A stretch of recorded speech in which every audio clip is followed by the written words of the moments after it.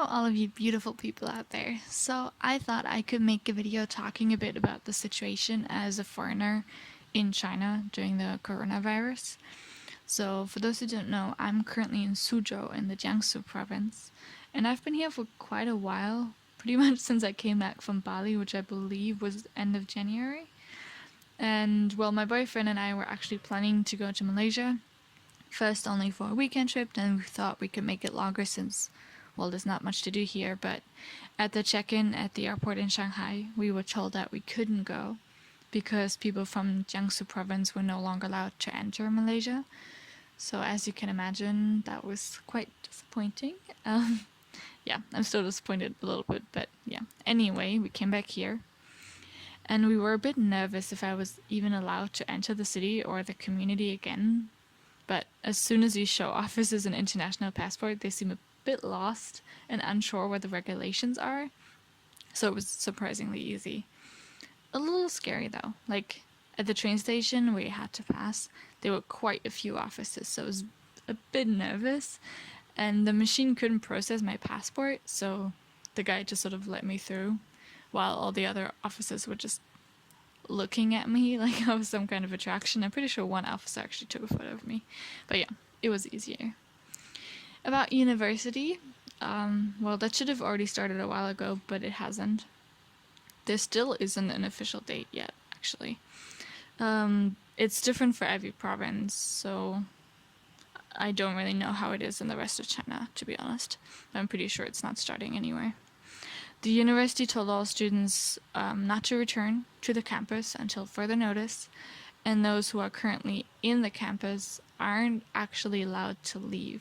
So there are volunteers who buy food for the students there, and I'm pretty happy that I'm not there, to be honest. And the university also regularly asks me where I currently am, if there has been a change in my location, and they just recently sent me a form that I'm supposed to fill out every day about like health questions and whatever that I have to send them the day before I return. And apparently after returning to campus, some students have to like stay in their rooms for 14 days, like a quarantine. But to be honest, I'm not sure of all the regulations in detail, because I have actually decided not to do the second semester at uni, but rather study Chinese online.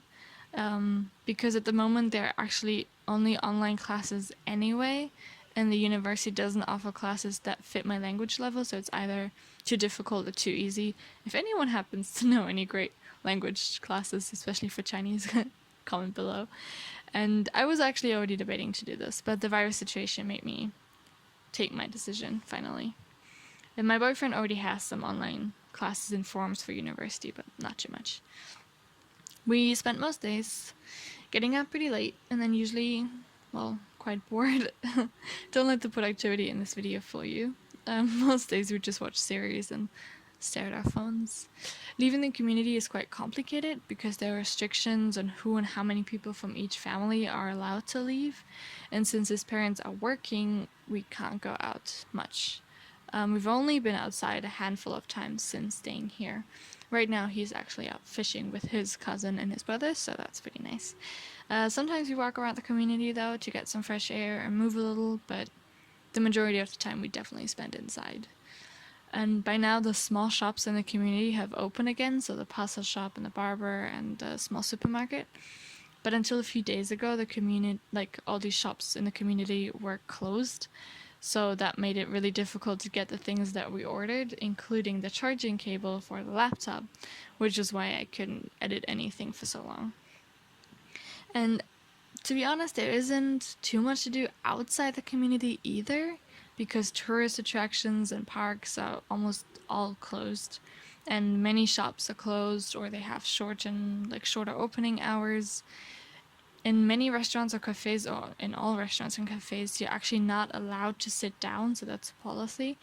So the KFC nearby, for example, right now, if you want to order something, they have a QR code at the door and you have to order outside and wait outside until your food is ready. So yeah, it's all pretty calm. And of course, everyone is wearing a mask. And there are temperature checks at many places, especially supermarkets or metros, or if you want to enter the community.